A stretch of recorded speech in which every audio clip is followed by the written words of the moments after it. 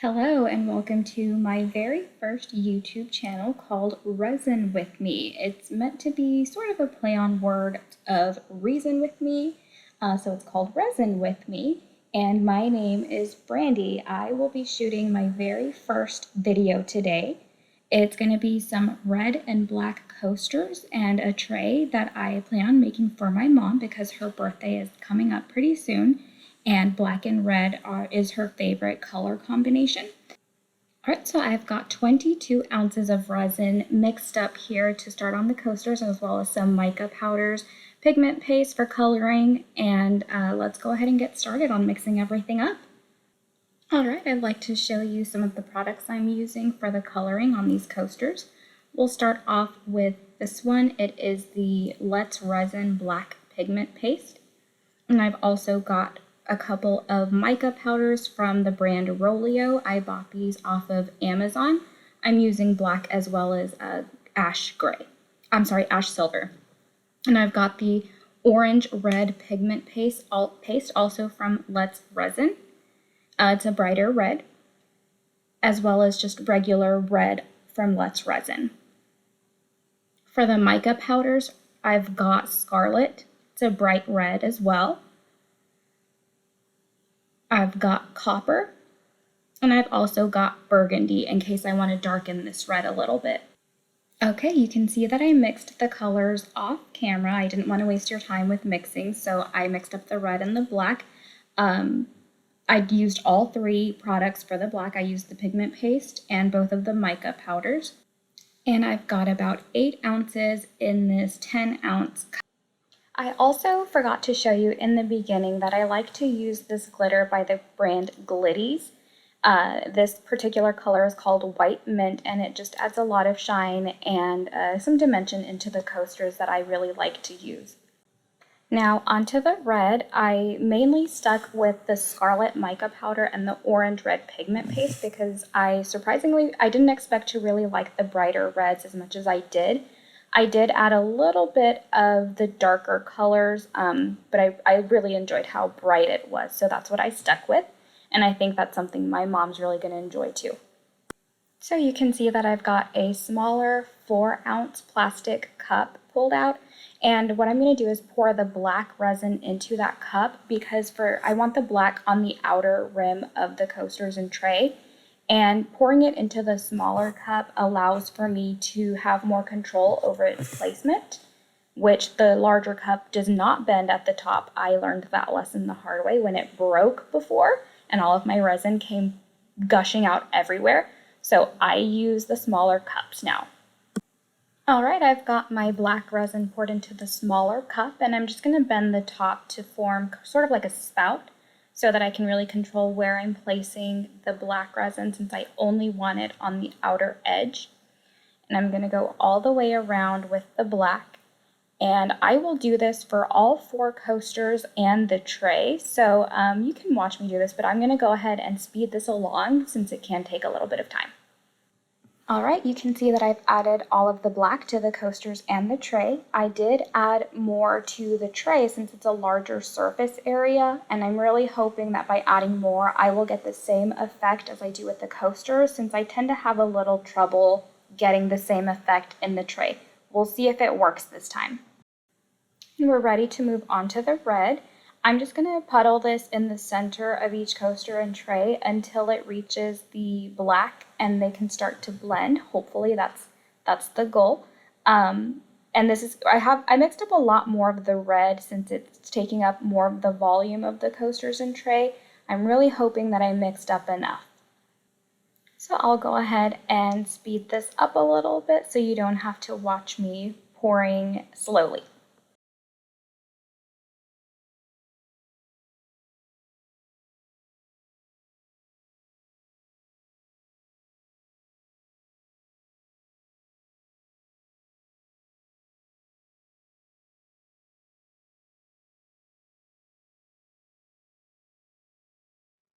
All right, I've got all of my red poured in. I think I may be a little bit short on the tray. It just barely reached the black instead of reaching it and being able to push it out. So I think I'll have to make more next time.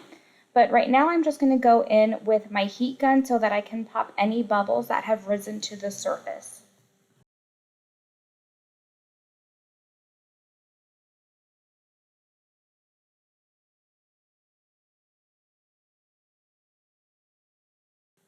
Now that I've popped the bubbles, I'm going to pour some clear into the center of each of these. And like I did with the black, I'm pouring it into a smaller cup so that I can bend it and have that little spout and really aim for the center and clear some of the color out. And what it's also going to do is push the red more into the black and start creating some striations from when the color gets pulled back into the center.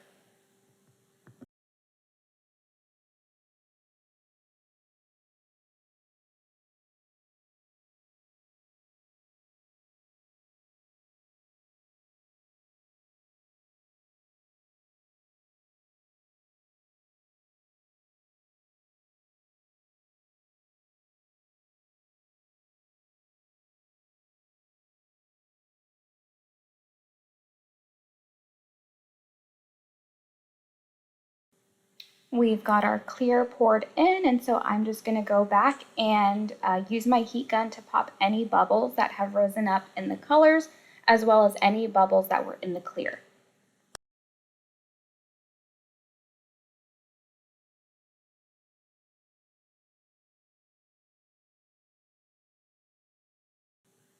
Okay, so it's been about an hour since I finished pouring, and I wanted to give a little update. The coasters are doing what I expected them to do. They're starting to blend where the red meets the black. The tray was not as successful, and this is something that I've had a lot of trouble with in trying to get the tray to match the coasters. It was not blending whatsoever, so I got a little frustrated, I'll admit, and I went and took my hair blow dryer and I just went around and around the black, trying to get it to have some movement. And this is what we ended up with. I don't hate it, actually. I think it looks kind of cool, like some black flames going into the red. So even though it's not what I planned on it being, I'm okay with how it looks. So now that the resin is fairly set, it's pretty tacky, it's not entirely cured, I'm gonna go in and add some gold crushed glass in the center. I really like this to give that geode effect, and I'm gonna do a larger circle with the gold crushed glass, and then in the center of that, I'm going to go back in with some black crushed glass.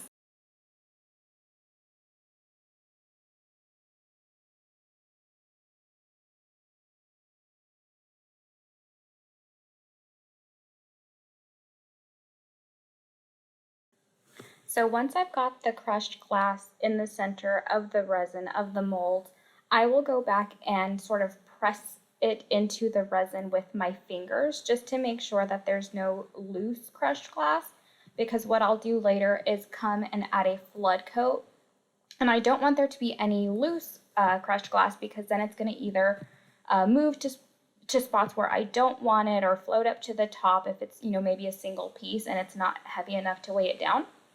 So that's what I'm doing right now, is just pressing it into the tacky resin.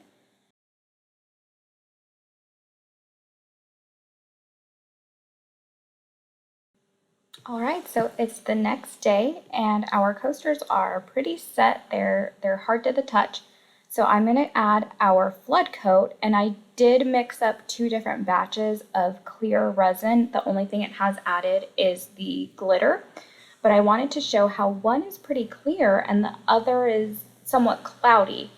Nothing is added to the cloudy one. The difference is how I mixed them. So with the one that's cloudy, because I vigorously mixed it, it's got a lot of air incorporated into it, and so that's what you see are all the micro bubbles. That's what makes it look cloudy. So that I just wanted to show that there is a significant value in carefully mixing your resin and not rushing it, not vigorously mixing it, because it is going to affect the final product. All right, so we're ready to pour the top coat, And just as a side note, even though I did vigorously mix that resin, I'm still going to use it since this is such a thin coat of resin. I should be able to get all of the bubbles out with the heat gun. Normally I would not do that, but since this is for demonstration purposes and it's a very thin coat, I felt okay with doing it for this project. I'm just going in and pouring a little bit, a thin layer of top coat resin on all of these coasters and the tray.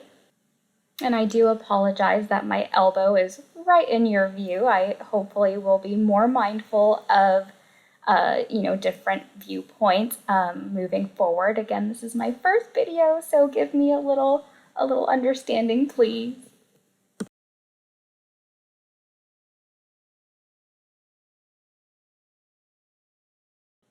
Okay, so on the coasters, I did push the resin out if it was having a little trouble getting to the sides. In some spots, I pushed it out.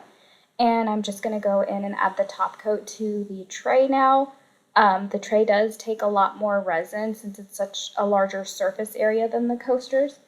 And once I'm finished pouring the top coat on the tray, I will go back in with a heat gun just to pop any bubbles. Good morning, everyone. This is Charlie, and we're out on the patio today. It's a rainy day in Austin, but this is Charlie's favorite place to come and relax and get some fresh air, be around my plants. Charlie is a girl, by the way. She is my 11-year-old baby girl. Aren't you, Charlie? All right, so it is the morning after I poured on the top coat, and it's set now. It's cured. The coasters are hard. And I went ahead and took them out of the molds, as well as sanded down any edges that were sticking out. So since I over poured on a couple of these, they did have some lips that I needed to sand down. But I just wanted to give you a little bit of a close-up, look at all that glitter, as well as you can see where I sanded down. There's a little bit of discoloration. I know it's hard to see since my camera just won't focus for whatever reason. But it won't be a big issue since I am going and adding some gold trimming on the edges. It's going to hide any of that discoloration. So here's a little bit of a better view of the side that I sanded down. I did use a Dremel, so that's why it's a little rough. And here's the pen that I like to use. It's the Deco Color Premium. And I'm just going to go in here and just color the edge with the marker. I really like this pen in particular because it's very bright, it's very shiny, and it looks gold. Some of the other pens that I've used, it's more of a matte finish, kind of dull and flat. There's no shine to it, and when I'm going for a gold look, I really want it to be shiny, especially because I'm using the gold crushed glass, which is also shiny. I want those two to play in together. So yes, that's why this is my preferred brand.